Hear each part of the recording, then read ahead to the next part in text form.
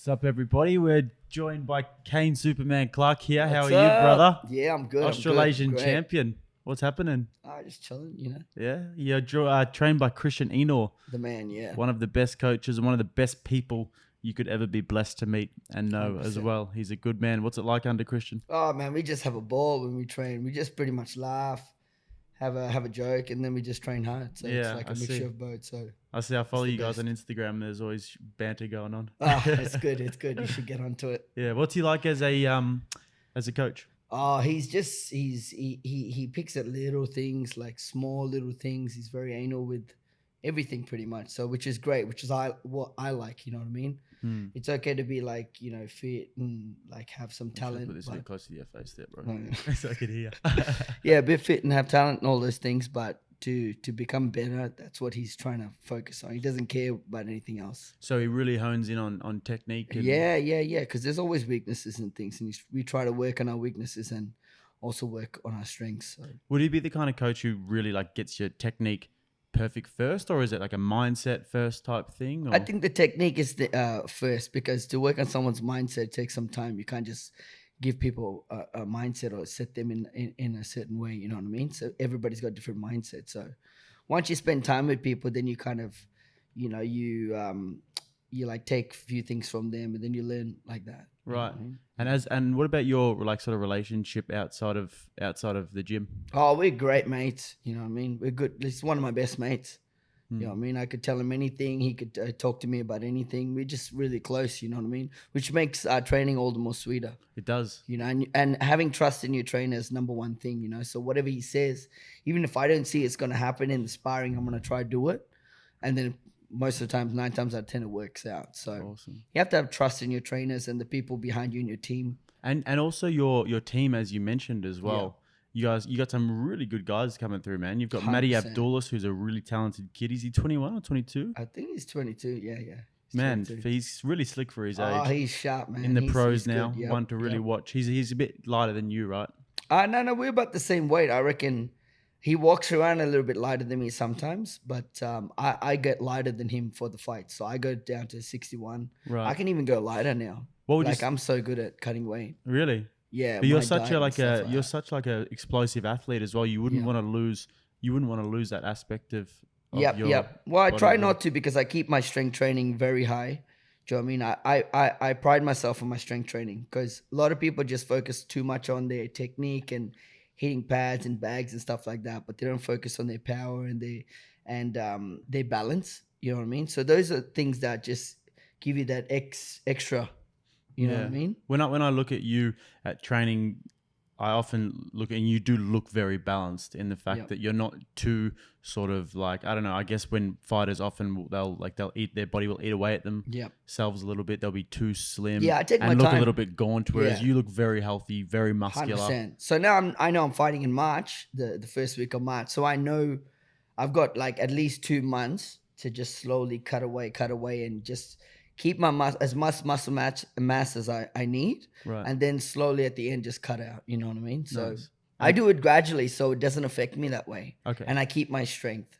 Do you know what I mean? I feel strong at any weight that I fight at so far. And I'm a weird fighter. I'm an awkward fighter. You'd probably speak to people, they'll probably tell you, he's weird, man. He's Actually, I was commentating the Big Time Boxing show on the weekend, and Jordan Ballerini, the other commentator, was talking about you saying that you're definitely coming from different angles and a bit more of an awkward fighter to sort of fight. Yeah, so definitely awkward. Yeah. Is Come from that the something that kickboxing. you've tried to cultivate, or has it come from your kickboxing Yeah, I background? feel like that's my style. That's me. I've never really tried to be anything. I think that's what naturally happens. I don't try to, be in any person or any side of style. I just try to just do what works, and what works for me works best for me right now. Well, I think that's one of the most important things of any fighter is to Yeah. sort of create their own style. Like all the best boxers have different styles. You see, 100%. Deontay Wilder. Like people were saying, a lot of people were saying, "Oh, he can't box," but no, he's found his style. Yeah, Like, he's found his style. found that He's thing for methodical, him yep. that he knows, and he's not going to try and dance around like Just like that Muhammad right Ali. hand, He's that's all not going to needs. try Just needs one peekaboo. hand. Yeah, right. And then you see that Muhammad Ali, the dancing around and Yeah. the unorthodox, circling into the opponent's power hand, which is generally 100%, unorthodox, but it's just what he does. He's a boxer, a smart boxer. Exactly, and then the Mike Tyson peekaboo style. What would you say your style is? That's what I'm saying. I don't really have a style. Look, me and Christian, what we do is that's what we train for each opponent. So if you want to take time and watch some of the fights that I've had, I think I've fought differently in most of them, and I've always we've learned something and we've picked up something from each fighter, and what not to do, what to do. And I don't really have a style. It just depends on who I'm fighting. So we change our style to whoever our opponent is. Oh, right. Yeah. And so you started with kickboxing then? Yeah. So what made you go? I started with karate, man, when I was really? a kid. Yeah, definitely. Sorry, tell us, man. Tell us from the start. How did you get into fighting? Yeah, well, my dad got me into martial arts, and Bruce Lee was he's the man, everybody's idol. 100%. So as a kid, Bruce Lee was the man, and I wanted to do kung fu and karate, and I did all those things, and I got my black belt when I was 8 years old in Abu Dhabi. I was from Abu Dhabi, which is the United Arab Emirates. And I was one of the youngest black belts in the world at that time. So that was pretty cool. But I always knew I was like, there was something more. I wanted to do a little bit more, something special, you know what I mean?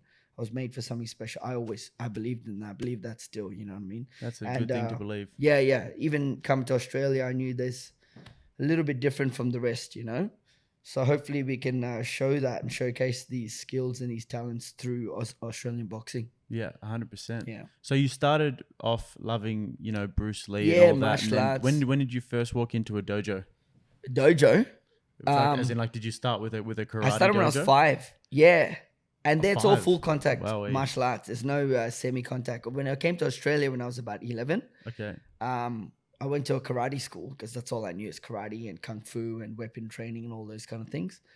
I went there and we were doing sparring, and I kicked this kid, but it was full contact in my mind. But the kid was crying, the parents were there, and it's like, well, okay, maybe this is not it. So I did that competitively for a while, even in Australian level, top elite level. And after that, I just was going to school, and then everyone was talking about kickboxing, man, So when I was 16, I started doing a little bit of kickboxing training. Then I was going partying and enjoying. But I never drank. I never smoked. I never did drugs. I never did any of those things, even through all my party years. You know what I mean? Oh, really? I just looked after my body. Even though I'd hang till whatever time. If you going out and you're partying, I'd be there with you. I always respected those guys, man. Yeah, someone's got to be the sensible guy, I think. Yeah. So, I was probably that designated driver all the time. So, and then I stopped doing that. And when I was about 20, 21, I started doing kickboxing professionally. You know what I mean? And I had about 15 pro fights, 15 wins. I've always thought kickboxing, when I look at that, I just think getting your legs kicked in. And it's the worst feeling, man. And I think I actually asked you about it a month ago or so. And I was like, man, how do you handle getting your legs kicked like that? And you're like, you never really condition it. You never really get used to it. It's just your adrenaline takes over, and you just want to win. Your competitive nature comes through. And how often do you see these guys, like the UFC fighters, leaving in wheelchairs after the fights? Crazy, like they literally can't walk and everything. Putting their body on the line. That's the thing about it though. When you're watching on TV, you see it and it's like, okay, kicked in the leg, the fight's on, the fight's over.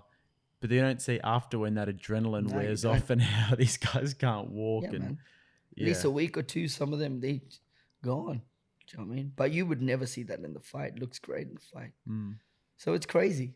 It is. And you mentioned before that you felt like you've had a mindset, or you felt like you've had something that sort of sets you apart from the rest. Yeah. Did that sort of contribute to you having the mentality of not drinking, not smoking, not doing drugs and all that sort of stuff coming up? Did you always feel like that there was a greater purpose of some sort for you? Yeah, I just didn't want to harm my body. I just knew that I wanted to train and keep fit and generally be fit and be, an athlete, be strong. I wanted to be the strongest at one stage, lifting heavy, and did all those powerlifting things as well. You know what I mean?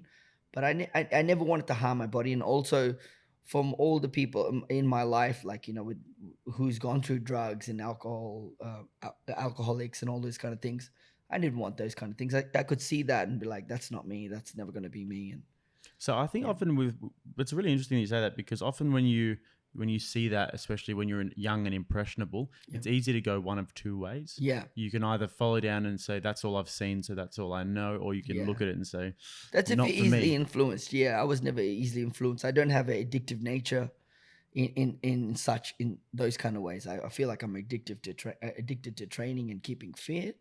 But other than that, I don't have an addictive nature, even gambling and all those things. Like if I wanted to go play at the pokies or whatever, I know I would just stop. I don't have an addiction. Do you know what I mean? So, which is a mindset. Yeah. So it comes down to mindset. So if you've got a strong mindset, you can achieve. Even if you're not talented, you can just beat the most talented guy because your mindset, you're so strong-willed. Do you know what I mean? So, and yeah, it's interesting because I think that it's having a purpose as well. Yeah. If you don't have like exactly 100%. goals, it's hard to say no to those sort of things. Yeah. If there's not a reason to say no to gambling or to say no to drinking. Yeah. So yeah, you're right. Yeah, it was. Yep.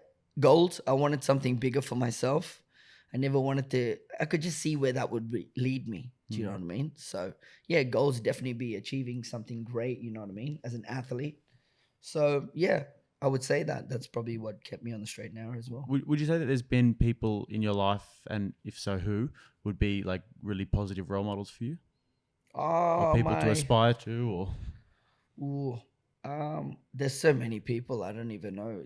I would pick a few different people for different things. You know what I mean? Probably too many people to go through. But my mum's a strong woman. Do you know what I mean? Definitely my mum.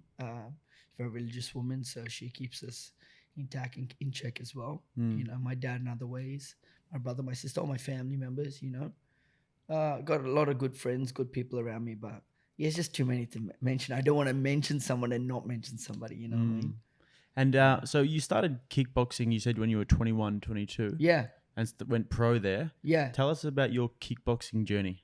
I just I was training with this guy I just met through one of my friends, and we were training, and he's like, "Hey, you should fight," and I was like, "All right, cool, I'll just go and fight." So just because I used to train people in my backyard, we all used to love fighting and used to get in a lot of fights when I was young as well. So we'd all come to my backyard. I'm like, "Hey, I learned this new move," and everybody would come and train just in my backyard, all friends. That's but cool. Then we got offered this fight. Like I was probably Kimbo supposed slice type shit. Yeah, pretty much. Literally one glove, no other, no one shin guard. Yeah, Kane's backyard. Kane's backyard brawls. Yeah, it was crazy. You know, back in the southeast. So I was hitting the bag at one gym, and then the owner of the gym said, "Hey, do you fight?" And I was like, "Oh no, just hit the bag, stay fit." Then my friend was there. He's like, "Yeah, he's the best fighter in Australia, man. He should fight. Get him a fight." So he started promoting me. You know what I mean? The guy's like, "Yeah, sure. You should come to this gym, do some sparring." So I went to Sting Gym. They asked me to come down there to do some sparring to see what I got. So I sparred a couple of boys there. Must have done really well because they were like, "Yeah, we'll get you a fight in 2 weeks." As in a pro fight? I think it was a semi-pro. It was like an amateur, one. And I was like, all right, cool. 2 weeks, done, didn't know nothing but cutting weight, just lifting weights. I was just trying to be strong, and I wanted to just fight. Like I didn't know too much about it, as much as I would have thought I would have known, yeah? So, I reckon I was supposed to be the confidence builder fight for the guy I fought. My first fight, he had 3 fights. You were meant to be like a tune-up fight. Yeah, 100%. Because he was like 6'3". I'm like 5'6", 5'5", you know what I mean? So he's, I walked in, I had all my mates there. I was like, yeah, I turned around, this guy's a giant. I was like, oh shit, here we go, you know? But yeah, I won, I smashed him, I rocked him, nearly put him to sleep. And people are like, oh yeah, you're pretty good, you should stick to this. So I was like, all right. So I started training with this other guy, and we started getting some fights, and it was, before you know that, it was 15 fights, 15 wins. Went to a few gyms, learned from a lot of coaches, so picked all their brains and picked the good things and left some of the not so good things, you know what I mean? So right. Got a lot of knowledge in the training aspects. So you had 15 kickboxing fights. Yeah, for pros. 15 wins. Yeah. And you've had 9 boxing fights for 9 wins. Yeah. You haven't yet tasted defeat. No, don't want to. You don't want to? No, definitely not. They often say that defeat is the thing that really makes somebody. Yeah. How do you view that? I just don't think about it yet. You know, we'll see if that day ever comes. But right now, I'm just trying to ride that streak and keep it on the winning streak, keep it on the positivity. And why did you go from kickboxing to boxing? Oh man, I just felt like boxing's a little bit more skillful, where kickboxing, anything can happen as well. You know, you could be like, say you and I are fighting. You're a more experienced fighter. You're probably gonna win or whatever. You kick me, you hurt your leg. Now, your chance of winning have just gone down, or something happens. Like there's more injuries in kickboxing than in boxing. Definitely, even MMA in kickboxing is more injuries. You smash your legs, and even though it's 3 to 5 rounds, or what if sometimes it's even longer. You just smash your body. If you have a boxing fight, you have 8-10 rounds, and you're sweet the next day. Maybe you might have a little slight concussion or a little bit of bumps and bruises, but you're sweet. You can even go back to training if you really wanted to. Yeah, but like the hands can break as well in boxing. 100%. I say that's another thing. But it's more skillful, you know what I mean? Yeah, kickboxing just looks brutal. They just throw everything hard. Nobody sets anything up like that well, you know what I mean? Everything's kind of really hard in kickboxing and Muay Thai. Yeah. It's not so much as boxing is like you're playing that person, you're trying to drain their energy. There's a game plan. It's more methodical, so skillful. you like this sort of cerebral part of boxing that's more of like a chess match type thing. And it goes for longer, and you got to be fitter and mentally challenging because you have to be more focused. Do you know what I mean? It's not grit and strength that wins. Rather than standing fights. in front and just trading type thing. Yeah. Nice. Tell I don't understand how John Wayne Parr's still going at 43.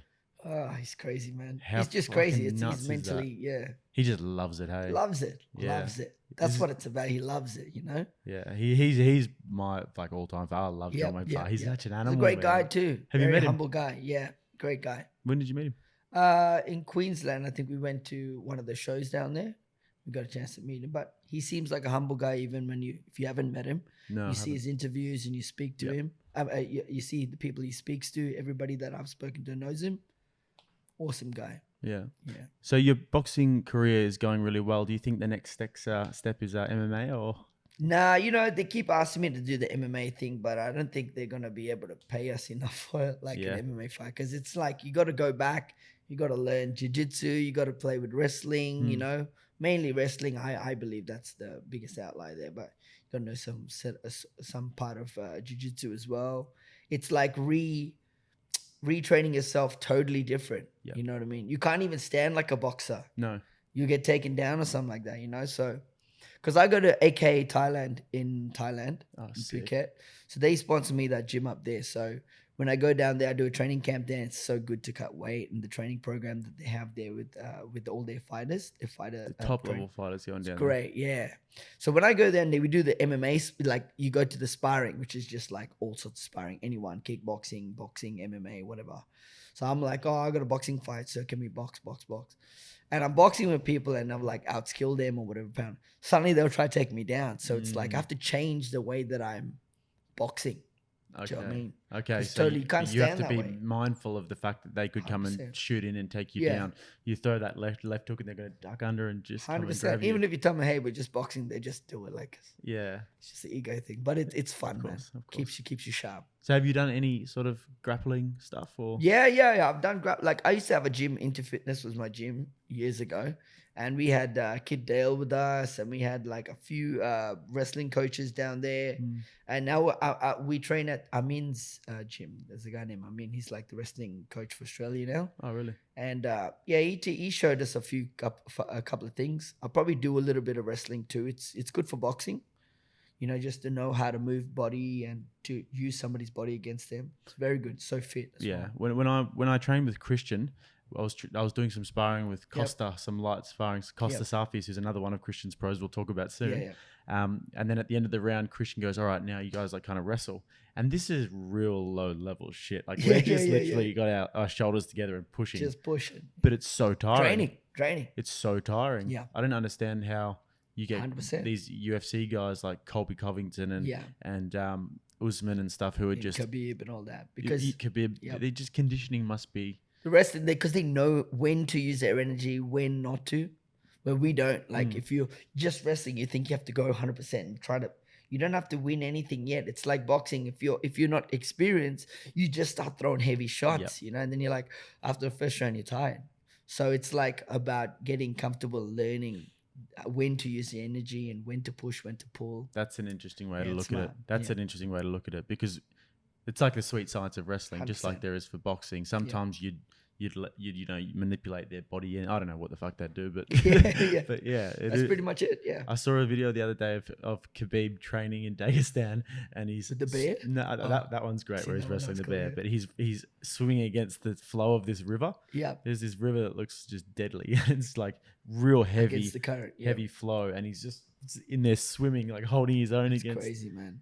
And I don't know, like they just have the most crazy. But that's good because those are the Dagestan. 1%ers. You know what I mean? You always want to do something different to keep yourself above the rest, and that's what I try to do, like different kind of training to keep myself there. Get yourself because out all these of your other comfort people, zone. they're always doing their stuff. Even Lomachenko, look at him.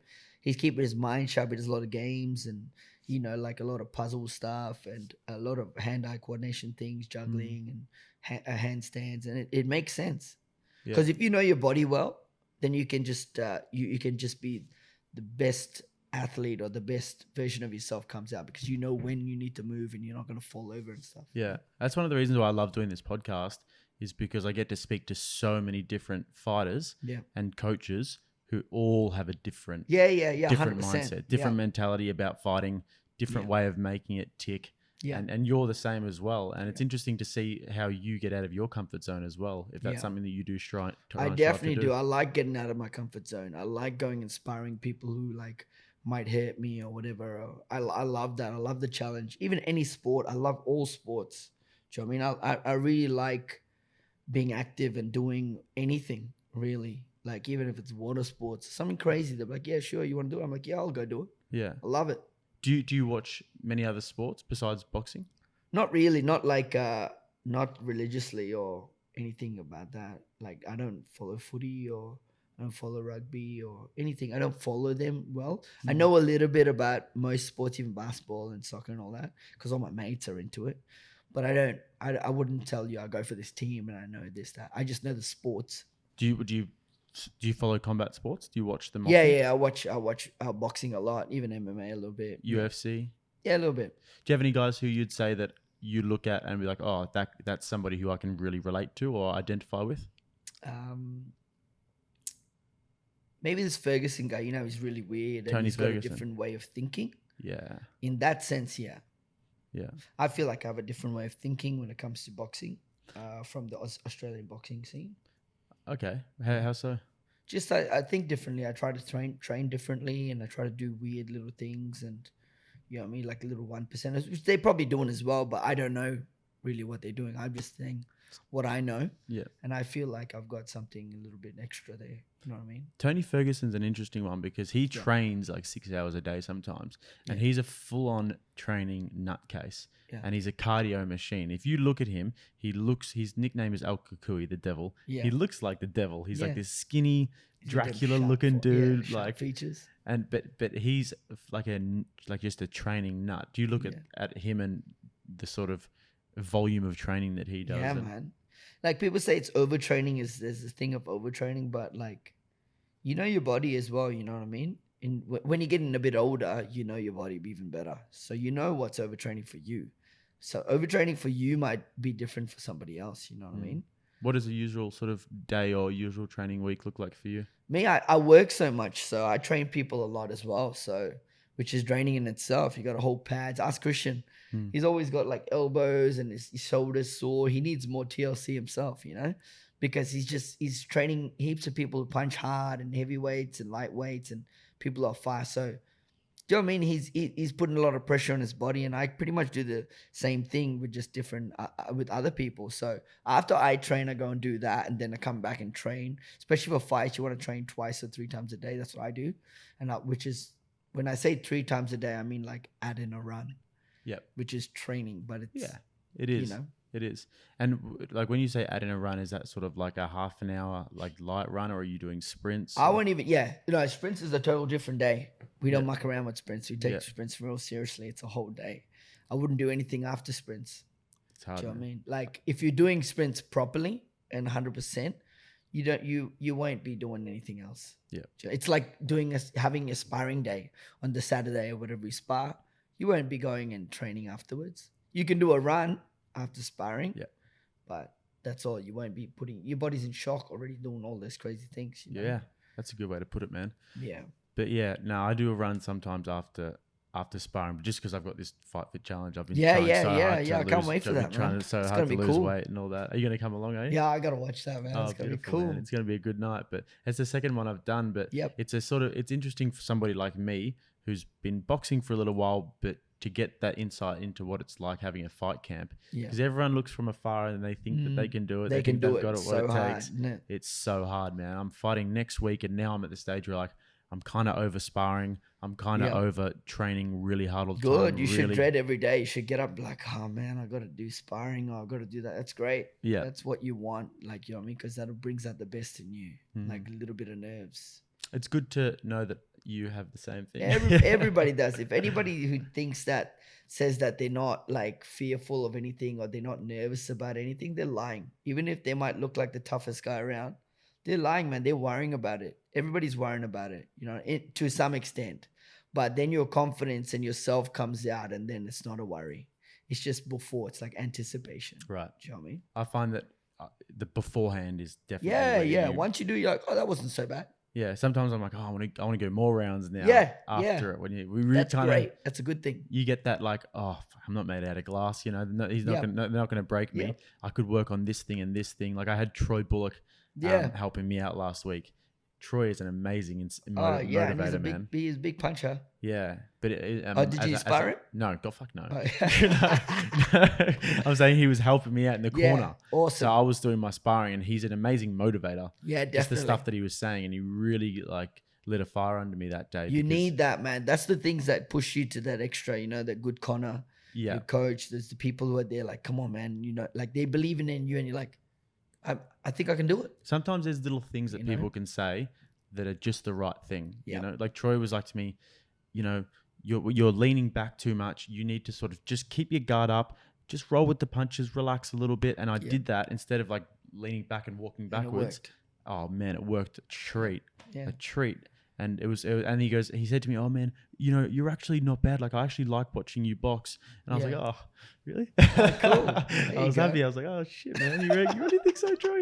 He's probably like laughing to Eric about that. But no. He's legit. Yeah, it's important though, man, to have somebody who knows how to motivate you, because everybody's different. Yeah. Everybody has different things that make them tick. And do you have somebody who motivates me? Yeah. No, that's it. My coach motivates me. I feel like I'm self-motivated. I'm doing this whole thing because I want to build a legacy for my family name, mainly. You know what I mean? Like I want people to know who Kayne Clarke was, you know, in Australia and or around the world when that stage comes. So, you know, I'm building it up slowly. And what stage of your career do you think you're at? I'm getting there. Look, I'm 30. I just turned 32 like the other day. You know what I mean? So. Prime time for a man, I think, is from 30 to 35, 36. So as you're like peak, you know. Peak physical. Yeah. Strength. You know your body, you know you're strong, like you know what's going on. So these next 3 years are going to be big years for me, you know what I mean? Next year's a big year already. So I got a big title fight next year. I think it's for the Asian Pacific title. So it's a little bit bigger than the Australasia. So it's going to be good, and I'm fighting a tough Phillipino dude. Fought George Kambosos, Mark Katsides. These are the only two people who's ever beaten him, and they couldn't even put him away. So he's a tough guy, you know. He comes to fight, comes swinging, big swinger. So I'm just going to try and put him. If I put him away, that's a big statement. Kambosos is a tough dude. Yeah. Yeah, that's a big one. But so you said you're at the peak of your physical performance now, or that's where I'm getting there. Look, you know, in Australian boxing, it's hard to get sponsors and people to sponsor you, you know what I mean, so that you can focus fully and solely on being a boxer. Yeah, that sucks. So if you get that, it's like in America, you get a lot of people that the millionaires or whatever, they'll sponsor you and they'll help you out. So all you're doing is you're training, eating, sleeping for your camps, and then you're another level. So if there's anybody who wants to sponsor Cain, he's open to man, it. Any millionaires, hand in your pocket. But it sucks about Australian boxing that we can't have our boxers backed like that, because we've got so much talent. 100%, and that's where it's at. Do you know what I mean? If you can solely focus on that, where you are now is you're gonna be like there. And every fight, every training session, you're getting more experience. Every sparring session, you're getting more experience. So it's inevitable that my shots are gonna come soon. Yeah. But, you know, say someone who's in England or America, a Yep. good amateur will have a lot more backing than a good Australian pro. 100%. Yeah. And why is that? You know?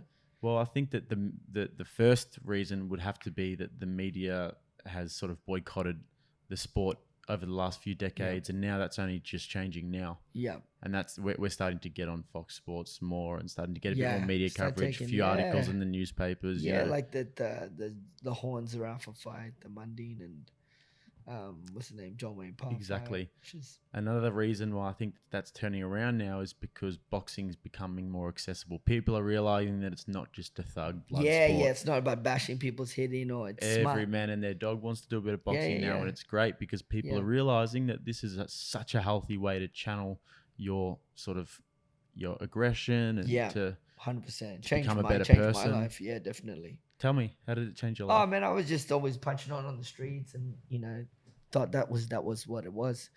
Then when you get the hammer slammed on you in court, you're just like, whoa, this is real. Like, well, I nearly got locked up or whatever. Let me just take it back a bit and focus on helping people like who are probably like me. And just tell them to come to boxing and take their aggression out that way and learn something. And you become more humble, you become more relaxed when you do this. You know what I mean? You don't have anything to prove. You don't need to show that you can bash somebody up or whatever. And growing up, you do dumb things, you do make mistakes and stuff like that. Yeah, man. Same deal. Yeah, you learn. Yeah, even though I'm only at a novice level of boxing, Yeah. I still feel like the amount of confidence that has instilled in me since I was, this big fat guy getting in pub fights and street fights and shit all the time. I could not think of anything worse than that right now. Yeah, the last man, thing I'd just ever want to does do not is go out add and any value to anything anymore, Yeah. So if people know me, they'll look at me probably like, what's this guy talking about, man? He was the worst guy around. You know what I mean? But yeah. So you enjoy indoctrinating other people into this sort of combat sports lifestyle as well? Love it, yeah. Like just getting fit and seeing people lose weight, seeing people smash like fitness goals. Because if you do that, man, you're gonna just achieve a lot more in your life. Like, you know what I mean? Once it's like you get that tumbling effect, you know what I mean? So it's just better. Your mindset's better. You feel great about yourself, and you're more active in your mind. So you start killing goals and other things other than just fitness goals. It's a good point, man. And there's so many more elements to it. There's so many more nuances to the benefits that it can have on you. And people, I think, are quite surprised by that. Sometimes is when you realize that the meditation side of things, I guess, as well. 100%, it's a therapeutic in a way, yeah. Like boxing is therapeutic in a way, especially if you like. I know a couple of boys, like the stand-up fitness boys. They're good friends of mine. Yeah, like Steve and Darren. Have you heard of them? No, I haven't. Anyway, they're in the boxing scene now. They got two heavyweights, light heavy and heavyweight. They just got like they had a bad run. They were naughty kids when they were younger. They just got out of what. Do you know what the boxers' names are? Yeah, Peter Salasuli and Salasuli boys. Yeah, and Elijah. Yeah. I just watched them on the weekend. Yeah. So you were there at that fight. No, I wasn't there. I was watching on TV. Okay, so those boys, man, they came out. I was watching that on Saturday night. I was watching on TV. Yeah, beautiful. Yeah. Okay, so they came out and they focused all their energy on training. Not being on the streets doing dumb shit, which they were. Now they're doing great things and they give their life to God and stuff like that. So it's all positive. Everything is great there, And there are so many stories like that. Yeah, it's awesome. So many stories like that of people, because I think that often, it can be very hard and confusing growing up and especially what area you're from as well. There's a lot of fights going on and aggression. If you can find a way to channel that into something that's positive. Especially leaders, like certain leaders and, boxers, they're mostly leaders like some of the best role models I've ever met right around here. Guys like Christian Ennor, guys like Paul Fifield, and even Bash. They've trained everyone, man. Paul and Christian, everyone. Yeah. They're just awesome guys. They got so much to offer. Some of literally the best sort of people. Yeah. I've and they've been through all the stuff that we're talking about, probably like a little bit more. You know what I mean? Oh yeah. So they definitely know. They wouldn't judge you. They can relate. Yeah, they can. They can't judge you. And especially for somebody like you as well, who's been there as well. Yeah. But you've realized that there's a future in this. This is something that you can actually do and focus your mindset onto, and there's a future in it. Yeah, 100%. I just want to see how far we can get with this thing. You know what I mean? Yeah. I reckon. I can go all the way. You know what I mean? So would that mean like world title sort of stuff? Yeah, that's what you've got your mindset on. Yeah. You're world ranked right now, right? Yeah, I mean, like most of us will, but I'm not really that high in the world ranking. But this next fight will get me up there. It'll get me in the top like 100 at least or something, or 60 or something. Right. And then it's just creeping up. A few fights down the track and Oh, you yeah, I'll hopefully be up get your in the top mandatory. 10 for sure. See a guy like Jade Mitchell who's just, beaten Kashtanov, and he's nearly in line for his mandatory soon. Like he's in the top 10, isn't he? Yeah. Yeah. And he's just such a fantastic performance as well for a 34-year-old guy who debuted when he was 28. Yeah. The way he moved around and was landing his shots. He's fit, man. You know, he moves around. He keeps very busy, Jade. Yeah. Which is awesome, and it works for him all the time. You know what I mean? Just outworks the opponent. We've got a lot of guys who are Aussies who are, Kambosos, they reckon, who might fight Lomachenko next year as well. Yeah, let's see how that goes, man. Hopefully he does for Imagine Aussie if we could boxing. get Lomachenko on Aussie soil. Yeah, I reckon it'll be the other way around. Yeah, for sure. Probably. He's the A side, you know. Yeah, always. He is, man. But he's such a gun. I love watching him box. Love watching him box. So we mentioned about Maddie Abdullas before. Yep. Do you want to just maybe just tell us a bit about what makes his skill set so impressive?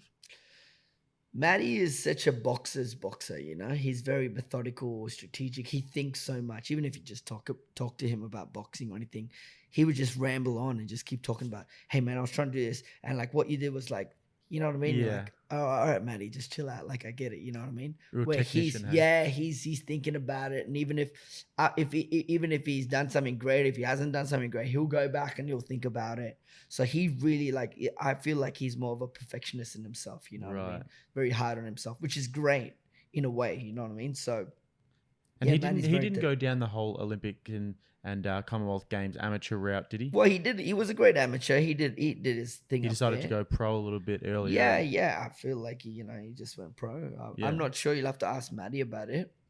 But yeah, he was a great amateur. He did really well. He's promising. He's a promising pro soon now. Oh, yeah. You know what I mean?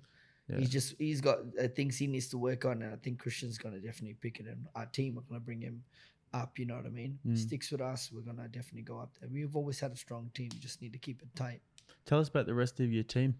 Well, we have Kyle Webb also was on our team. We had a really strong team at one stage, and then everything kind of just went a little bit. Everybody couldn't train at certain times, so it kind of wrecked our team. We had Adam, we had Shadi, myself. Who else did we have? We had Kyle Webb, Maddie. Sam Solomon was with us. It's a few people. If I'm missing anyone, forgive me. But is there anyone a lot else of top level people to be excited about now that's a part of your stable who you think is really one to watch? Well, sorry. Also, we've got Costa as well, who's just come on board with us. Not very long, but he's just progressed so much because he works hard. He's a workhorse. He just comes in, puts the work in. He was doing some crazy ass ab workouts when I was training. Yeah, with he him. loves tried to make me do it with him. Day. I'm like, see, look at me, brother. Yeah, brother, like this isn't gonna work. Yeah, he loves it. He does those neck exercises. And yeah, we do it all the time. I found that one was the one that really sparked my interest because when I was like, what's with doing this? Is like, what's with this neck exercise? And he started telling me how it's to sort of. So your head doesn't flick back, and it's to avoid like brain damage in a way and stuff. Yeah, it just takes your shock a little bit better. Your neck muscles are stronger. You don't really, like, you know what I mean. You can absorb punches better if that's what you want to do. But yeah, just don't get hit. Yeah, would be the ultimate goal.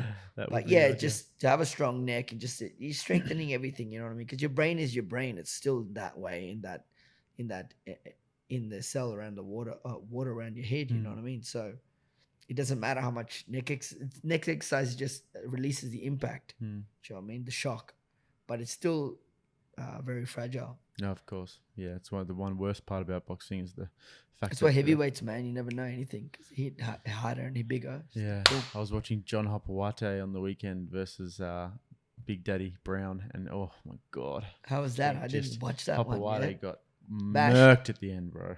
Yeah, he got hit by a lot of big. Yeah, he's 45 as well, and then it's one of those guys who's like, oh, just it's time, man. Yeah, I don't know what's going on there, man. I think Daddy Brown is calling out some other people now, isn't he? Yeah, he wants to fight in March. I can't remember who it was against, but yeah, he wants another one. America or something. But otherwise, there's a lot of time. How about so you do a bit of clothing as well, hey? I just like my apparel, whatever. The Just Superman people who clothing. support me. Yeah. We're gonna get a few things out there. Yeah. A couple of my sponsors as well are trying to get on board and helping us with that, like Fresh. Touch Up. The clothes are fresh, bro. I like Yeah, the clothes. thanks. I'm gonna have to get me some. Yeah, definitely. Can people find that on your Instagram and all Yeah, that? definitely hit me up on Kayne Superman Clarke on my Instagram, and yeah, just message me or check it out. I'll post up things all the time. I really got to get with this posting things. You know what I mean? You post enough. You Man, definitely post a lot of stories about stories, yeah, for sure. But Stories like are content hilarious. with all these, I just want to train, man. I don't know. Yeah. Like we need marketing people to come do that for us. You know what I mean? Hit me up, man. Yeah, oh yeah, there we go. That's what I Okay, you got to do it for me, huh? Yeah. Anyways, man, I'm gonna let you go because Yeah. I said we'd keep this to half an hour. It's been Yeah, it's 40 awesome. minutes. Oh, thanks, bro. I appreciate Got to that, run brother. and train. Awesome, man. Well, thank you so much, brother. Pleasure, man. Hit him up on Awesome. Instagram. Follow the great man. Cheers, guys. Thanks for Thanks, listening. man.